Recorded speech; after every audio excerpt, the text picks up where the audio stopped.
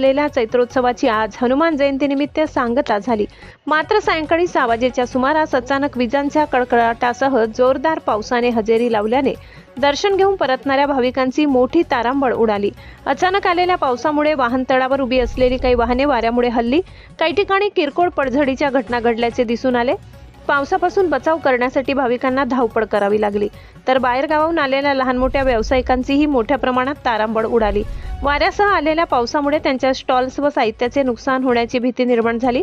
दरम्यान या अवकाळी पावसाचा फटका शेतकऱ्यांनाही बसण्याची शक्यता असून काढणीस आलेल्या कांदा पिकाला नुकसान होण्याची भीती व्यक्त केली जात आहे. जवळपास अर्धा तास जोरदार वाऱ्यासह पाऊस बरसत असल्याचे चित्र नांदुरी परिसरात पाहायला मिळाले. चैत्रोत्सवाची सांगता होताच पावसाने हजेरी लावल्याने भाविकांसह स्थानिक नागरिक आणि व्यावसायिकांना मोठा त्रास सहन करावा लागला. अशाच नवनवीन बातम्या पाहण्यासाठी आमच्या महाराष्ट्र क्रांती न्यूज या YouTube चॅनलला लाईक करा, सबस्क्राईब करा आणि बेल आयकॉनला प्रेस करा.